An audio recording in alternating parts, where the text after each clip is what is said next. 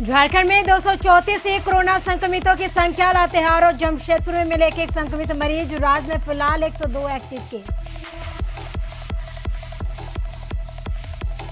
Corona मरीज के संपर्क में आने की बात को मंत्री मिथिलेश ठाकुर ने बताया गलत। चाईबासा में कोरोना संदिग्धों से की थी मुलाकात, उन्हीं में से एक निकला पॉजिटिव।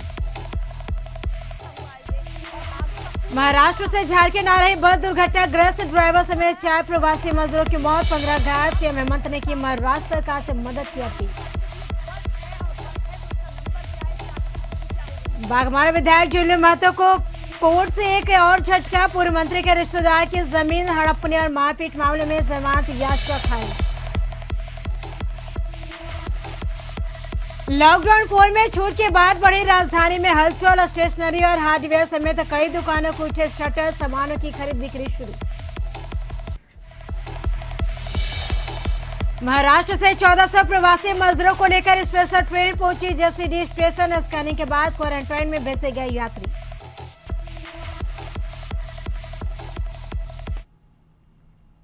नमस्कार, आप देख रहे हैं कशिश न्यूज, आपके साथ मैं करिश्मा। तो बात करेंगे झारखंड में कोरोना वायरस संक्रमित मरीजों की संख्या 234 हो गई है। लातेहार और जमशेदपुर में कोरोना के 2 नए मामले सामने आए हैं, जबकि सोमवार को राज्य में कोरोना संक्रमण के कुल 9 मामले सामने आए हैं। गुमला और चाईबासा जिला भी अब कोरोना की चपेट में आ गए। इस तरह राज्य के कुल 19 जिलों में कोरोना संक्रमण फैल चुका है। चाईबासा में चेन्नई से लौटे एक युवक के कोरोना पॉजिटिव होने की पुष्टि हुई है। वहीं हजारीबाग और पूर्वी सिंहभूम, गढ़वा, धनबाद, लातेहार और गढ़वा जिले में भी कोरोना पॉजिटिव मरीज मिलने के बाद राज्य में कोरोना संक्रमित मरीजों की संख्या बढ़कर 234 हो गई है। वहीं राज्य में अब तक 127 मरीज स्वस्थ हो चुके हैं, जबकि 3 मरीज की मौत हो गई है। स्वास्थ्य विभाग की रिपोर्ट के मुताबिक झारखंड में 7 दिनों में मरीजों की ग्रोथ रेट 4.82% रही है। राज्य में डब्ल्यू रेट 14.7 दिन है। मरीजों के ठीक होने की दर 55.70% है, जबकि मृत्यु दर 1.32% है। राज्य के सिमडेगा, बोकारो, जामताड़ा, गोजा और दुमका जिला फिलहाल कोरोना से मुक्त हो चुके हैं। राज्य में अब तक कुल 104 मरीज मिले हैं, जिनमें से 2 की मौत हो चुकी है, जबकि 89 मरीज स्वस्थ हो चुके हैं। इस तरह राज्य में अब केवल 13 एक्टिव केस ही रह गए हैं। अधिक जानकारी के लिए राज्य से हमारे ब्यूरो चीफ सुरेंद्र सोरेन जुड़ चुके फोन लाइन पे। सुरेंद्र जी, अगर हम बात करें झारखंड में, तो इस वक्त एक्टिव केसेस कितने हैं, कितने लोग स्वस्थ हो चुके हैं और कितने लोगों की मौत हुई है? कुल एक्टिव केसेस की संख्या 117 हो गई है, क्योंकि 2 नए कोरोना पॉजिटिव अभी थोड़ी देर पहले उनका रिपोर्ट पॉजिटिव आया है। एक लातेहार से है, एक जमशेदपुर से है। लातेहार में कुल कोरोना पॉजिटिव मरीजों की संख्या 4 हो चुकी है और नए केसेस के आने का जो सिलसिला है तो देर शाम तक रिपोर्टों के जरिए बढ़ता जाता है। तो फिलहाल हम 234 के आंकड़े पर ठहरे हुए हैं। शाम तक देखना है कि यह आंकड़ा कितना आगे जाता है, लेकिन इतना जरूर है कि झारखंड के लिए राहत की बात है।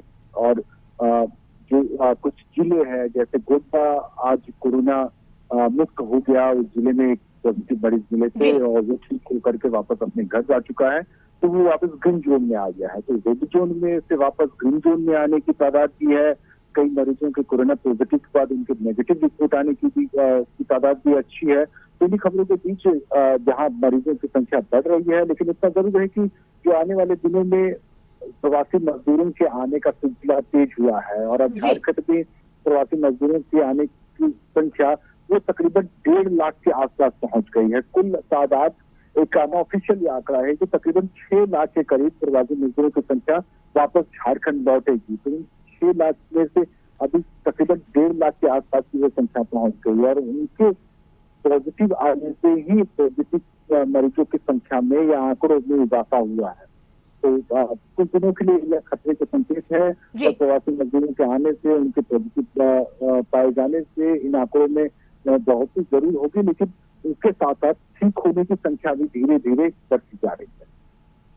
बिल्कुल सुरेंद्र जी, चलिए तमाम जानकारी के लिए बेहद शुक्रिया। तो राज्य में कोरोना मरीजों की आपको बता दें कि 234 हो गई है कोरोना संक्रमित मरीजों की संख्या झारखंड में।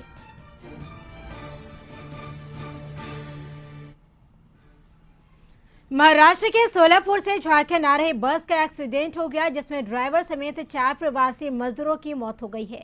अब 15 लोग घायल हो गए। झारखंड आ रही स्टेट ट्रांसपोर्ट की बस यवतमाल के अरणे तहसील में हादसे का शिकार हो गई। बस ने डंपर को पीछे से टक्कर मार दी। मौके पर ही बस ड्राइवर समेत 4 लोगों की मौत हो गई, जबकि 15 मजदूर घायल है। उन्हें स्थानीय अस्पताल में इलाज के लिए के मुताबिक बस ने एक ट्रक को पीछे से टक्कर मार दी, जिससे ये हादसा हुआ है। इस बस में करीब 17 लोग सवार थे। प्रवासी मजदूर महाराष्ट्र के सोलापुर से झारखंड लौट रहे थे, तभी ये हादसा हो गया।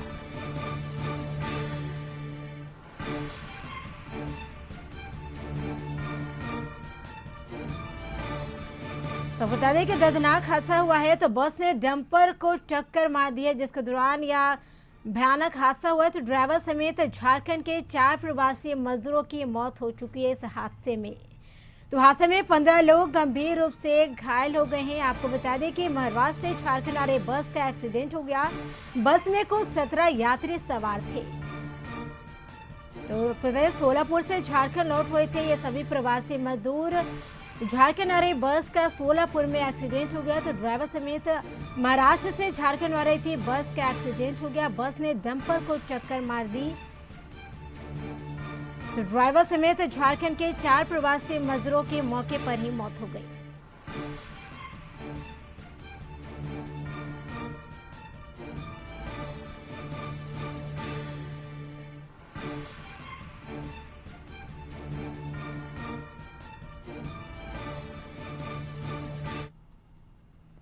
महाराष्ट्र के यवतमाल सड़क हादसे में झारखंड के प्रवासी मजदूरों तक मदद पहुंचाने के लिए मुख्यमंत्री हेमंत सोरेन से महाराष्ट्र के मुख्यमंत्री उद्धव ठाकरे से मदद की अपील की है।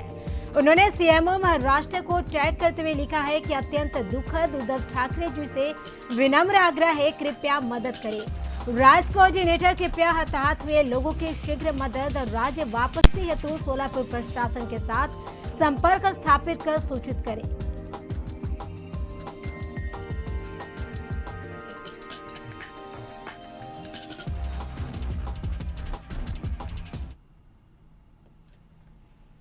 महाराष्ट्र के पुणे से बंगाल जा रही ट्रक धनबाद के NH2 पर दुर्घटनाग्रस्त हो गई, जिससे ट्रक में सवार कई प्रवासी मजदूर जख्मी हो गए। उनमें से एक जख्मी मजदूर को पीएमसीएच भेजा गया, जबकि दूसरे मजदूर वहीं सड़क पर पड़ा रहा। इस दौरान वहां से गुजर एक दूसरी गाड़ी ने सड़क पर घायल पड़े मजदूर को कुचल कर फरार हो गया। स्थानीय प्रशासन के सहयोग से घायलों को पीएमसीएच में भेजा गया। उनमें से एक की मौत अस्पताल पहुंचने से पहले ही हो गई, जबकि दूसरे की हालत गंभीर बनी हुई है। दोनों मजदूर पश्चिम बंगाल के मुर्शिदाबाद के रहने वाले हैं।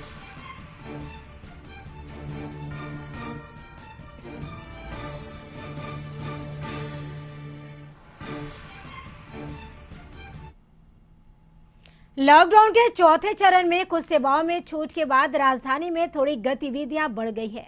खासकर किताबों और स्टेशनरी की दुकानों में लोग पहुंच रहे हैं। राजधानी के पुस्तक पथ में आदि दुकान खुली है।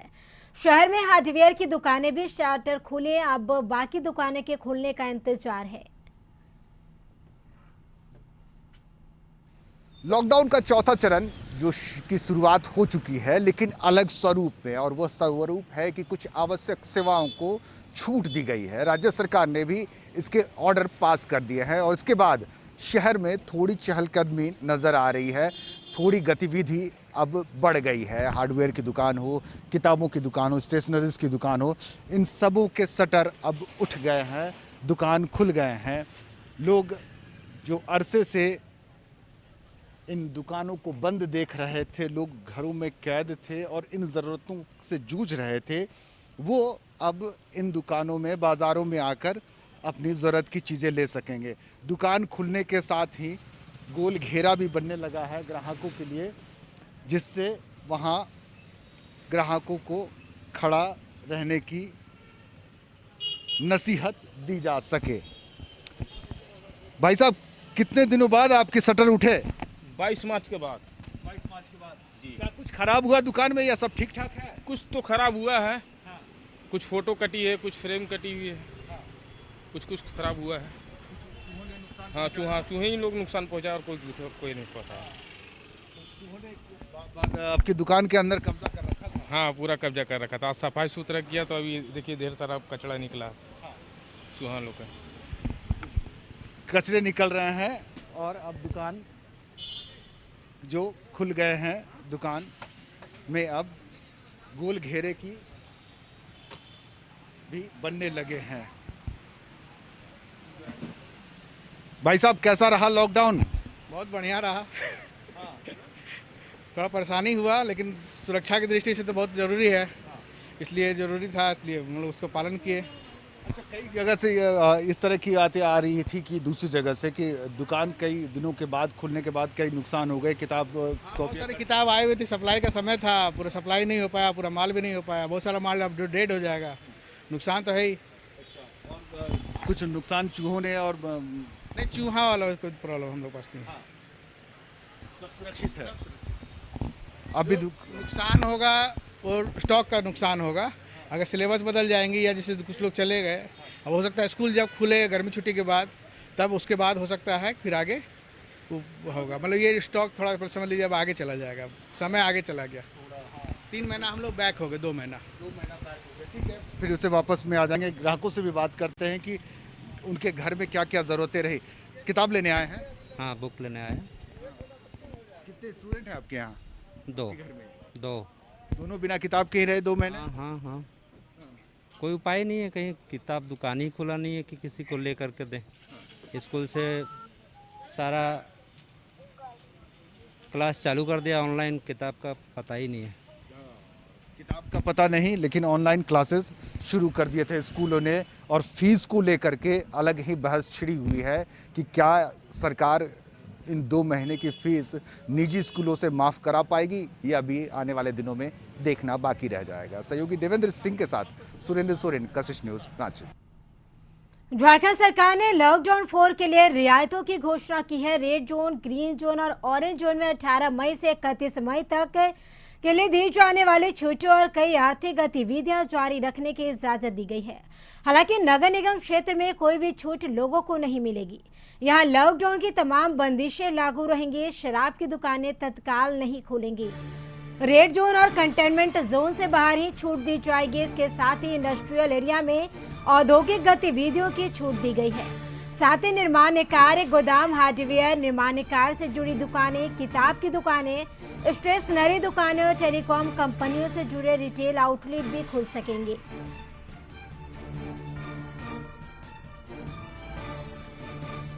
सरकार के गाइडलाइन के अनुरूप वो संचालित किए जाएंगे। और कंस्ट्रक्शन एक्टिविटी जो है उनको भी हम लोगों ने चालू करने का निर्णय लिया है। और जैसे कि आपको पता है कि CBSE ने बच्चों की एग्ज़ाम की तिथियां भी जारी की हैं। बच्चों को पढ़ाई लिखाई करने की भी अभी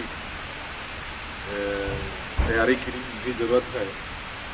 और इसको लेकर हम लोगों ने जितने भी किताब की दुकानें हैं उनको और स्टेशनरी शॉप को राज्य के एसडीओ ने संवाददाता सम्मेलन में कोरोना के खिलाफ जारी लॉकडाउन 4.0 में दी गई छूट के बारे में बताया। उन्होंने कहा कि प्रशासन की ओर से साफ किया गया कि शराब की दुकानें उत्पाद विभाग के निर्णय के बाद ही खुल सकेगी। साथ ही किसी भी तरह की रियायत कंटेनमेंट जोन में नहीं मिलेगा। वहीं कपड़े की दुकान किसी भी इलाके में नहीं खुलेंगी। एसडीओ ने बताया कि गर्भवती महिलाओं, 65 वर्ष से ज्यादा और के नागरिक और 10 वर्ष से कम उम्र के बच्चे जरूरी ना हो तो घरों से ना निकले। सुबह 7 से शाम 7 बजे तक जरूरी सेवाओं के लिए आम लोगों का मूवमेंट हो सकता है। तो राज्य सरकार ने जो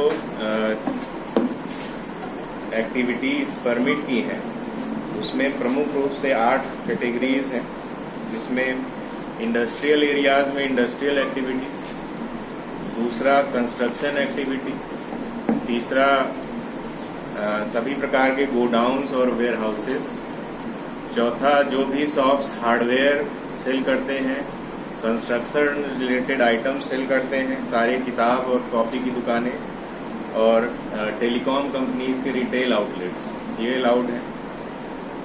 5वां प्राइवेट ऑफिसेज को ओपन करने का निर्देश है। सारे तरह के ई कॉमर्स जो इसेंशियल नॉन इसेंशियल दोनों कैटेगरी के हैं उनको परमिट किया गया है। म्युनिसिपल एरिया के अलावा अन्य जगह पर mobile, watches, TV, IT related accessories और रेफ्रिजरेटर्स, एसी और कूलर्स के लिए की दुकानें भी परमिट की गई हैं। ये म्युनिसिपल एरिया के बाहर और नगर निगम क्षेत्र के अंदर नहीं। इसके अलावा जो रिटेल लिकर शॉप्स है उस पर उत्पाद विभाग के निर्णय के उपरांत उसको खोलने का या जो भी खोलने का मैकेनिज्म होगा उस पर निर्णय होगा। इस बुलेटिन में रुकेंगे छोटे से ब्रेक के लिए, जल्द हाजिर होंगे। ब्रेक के बाद एक बार फिर से आपका स्वागत है। तो लोहरदगा में कोरोना पॉजिटिव मरीज मिलने के बाद प्रशासन और स्वास्थ्य विभाग पूरी तरह से अलर्ट है। स्वास्थ्य विभाग की ओर से संक्रमण रोकने के लिए एहतियात बरता जा रहा है। बाहर से आने वाले लोगों की जांच और उन्हें क्वारंटाइन करने को लेकर जरूरी कार्रवाई हो रही है। होम क्वारंटाइन और सिस्टम क्वारंटाइन में रखे गए लोगों की निगरानी बढ़ा दी गई है। जिले के सीमाओं में वाहनों की जांच और निगरानी बढ़ा दी गई है। बिना पास के किसी को भी आने जाने की अनुमति नहीं है। पुलिस के जवानों को अलर्ट कर दिया गया है। क्षेत्र के सभी चौक चौराहों में वाहनों की जांच हो रही है। दुकानों के बाहर भी शारीरिक दूरी के नियमों का पालन को लेकर तेजी आई है। लोगों को घर से बाहर बिना मास्क के नहीं निकलने दिया जा रहा है। हमारे डिस्ट्रिक्ट में कोरोना पॉजिटिव आ गया है तो उसके बाद हमें और सख्ती बरतने की ज़रूरत है। जो मजदूर आ रहे हैं उनको हम लोग पूरी फैसिलिटी दे रहे हैं, जो सुविधा देनी हम लोग दे रहे हैं। लेकिन उसके अलावा अगर बेवजह कोई घूम रहा है बाहर जिसका कोई कारण नहीं है निकलने का, उनके ऊपर पूरी सख्ती बरती जा रही है। अगर कोई पास नहीं ले रहा है, बिना पास के घूम रहा है तो उसके ऊपर FIR रजिस्टर किया जा रहा है। तो यही है कि सब लोग जो है अपने घरों में रहें और बेवजह। हेमंत सरकार ने अधिकारियों को आदेश दिया है कि कोई भी मजदूर पैदल अपने गंतव्य न जाने पाए।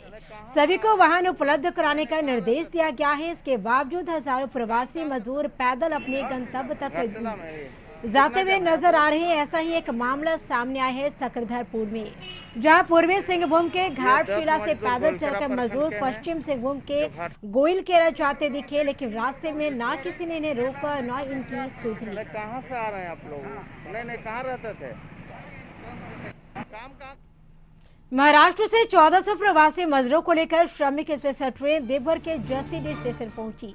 जिला प्रशासन उनके घर वापसी पर स्वागत किया। थर्मल स्कैनिंग की गई। उन्हें होम क्वारंटाइन में रहने की हिदायत देकर उन्हें बस से उनके घर के लिए रवाना किया गया। इस मौके पर SDM विशाल सागर ने बताया कि ज्यादातर जसीडीह स्टेशन पहुंचे श्रमिक गोड्डा, दुमका और उसके आसपास जिले के रहने वाले हैं। हमारे माइग्रेंट्स भाई हैं वो आए हैं ट्रेन में। मैक्सिमम जो है यहाँ पे अभी वो गिरिडीह, गोड्डा, कोडरमा और दुमका जिला के व्यक्ति आए हैं। उसके अलावा भी बाकी झारखंड के सभी जिला के कुछ संख्या में लोग हैं। इन सभी का भी हम लोग यहाँ पे मेडिकल टीम द्वारा स्क्रीनिंग करवा रहे हैं और उनको पूरी व्यवस्था के साथ में नीचे उतरवाया जा रहा है गाड़ी की कोचिस। उड़ीसा से लगभग 40 की संख्या में प्रवासी मजदूर आज सुबह जमशेदपुर के डिमना चौक पहुंचे। सभी मजदूर गढ़वा जिले के हैं। मजदूरों की सूचना मिलते ही विधायक सरयू राय ने प्रवासी मजदूरों को भोजन करवाए। इतना ही नहीं, सभी मजदूरों को उनके घरों तक पहुंचाने के लिए राज्य सरकार से मांग की कि तत्काल व्यवस्था से इन मजदूरों को उनके घरों तक पहुंचाया जाए। इसके अलावा विधायक ने कहा कि NH 33 पर प्रवासी मजदूरों की आवाजाही अधिक हो रही है, जिसको लेकर उन्होंने अपना एक कैंप लगाने की बात भी कही ताकि मजदूरों को रहने और खाने की व्यवस्था कैंप से हो सके।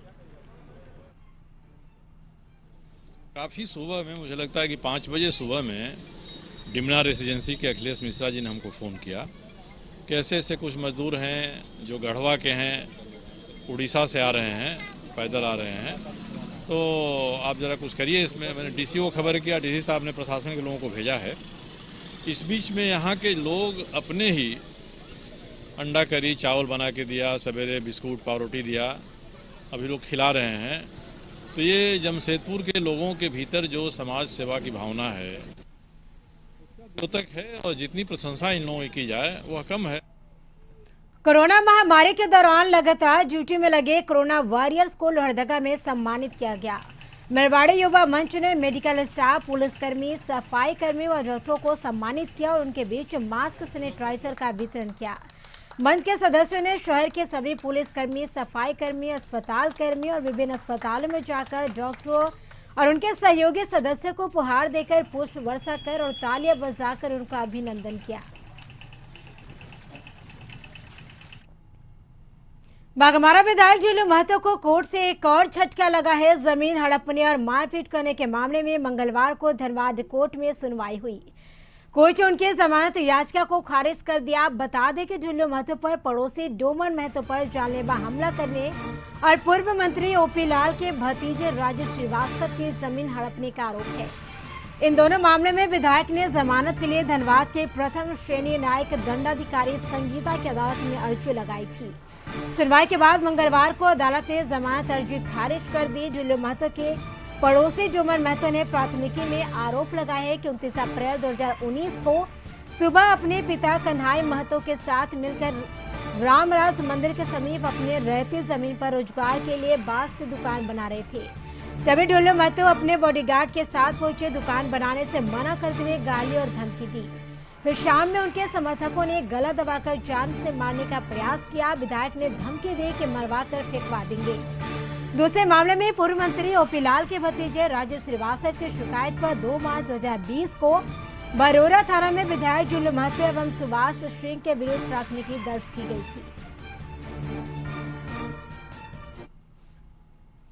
मिथिलेश ठाकुर मंत्री बनने के बाद पहली बार जमशेदपुर पहुंचे, जहां उन्होंने कदमा के उलियान स्थित शहीद निर्मल महतो की प्रतिमा पर श्रद्धा सुमन अर्पित कर उन्हें नमन किया।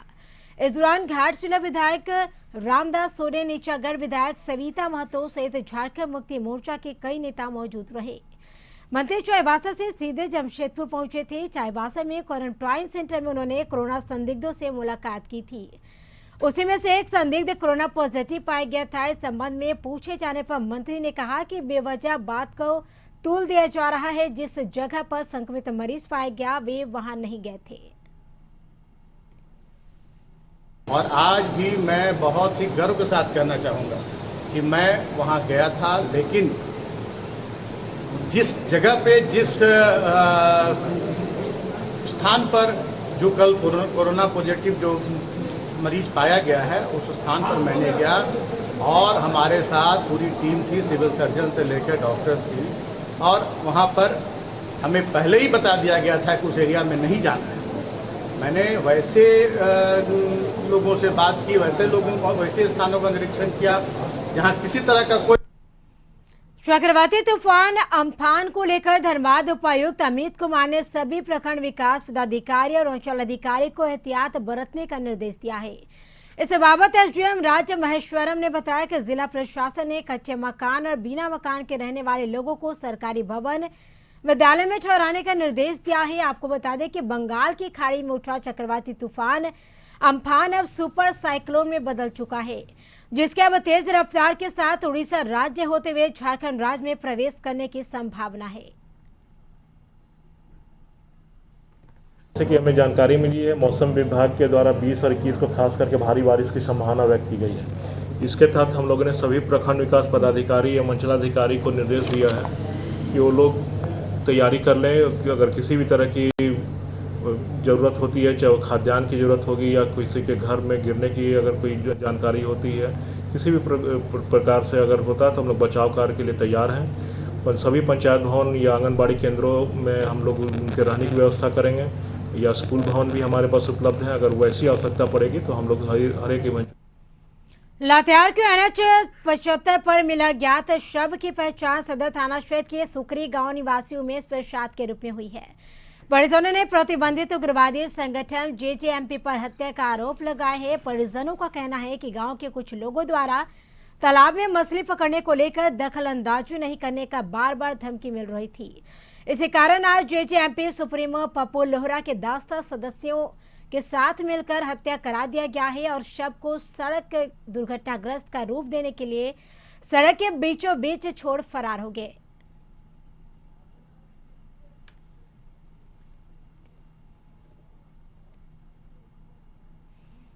चास नगर निगम की ओर से साफ सफाई का कार्य 3R कंपनी को आवंटित किए जाने के बाद से लगातार विवाद जारी है।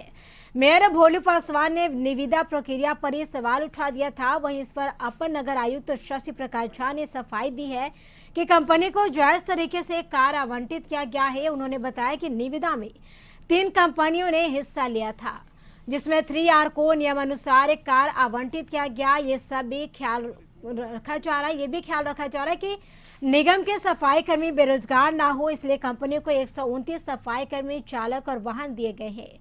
उन्होंने कहा कि पूरे टेंडर प्रक्रिया की जानकारी मेयर को है। साथ ही उन्होंने मेयर के उस दावे को भी खारिज किया जिसमें मेयर ने कंपनी को वर्क ऑर्डर नहीं देने की बात कही थी।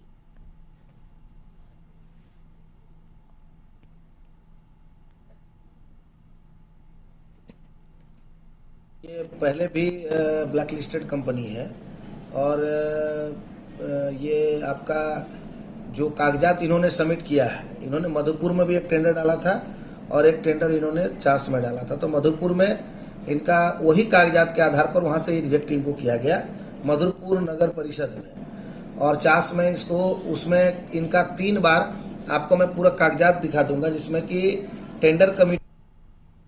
इस बुलेटिन में फिलहाल इतना ही। आप देखते रहिए कशिश न्यूज। तब तक के लिए मुझे दीजिए इजाजत।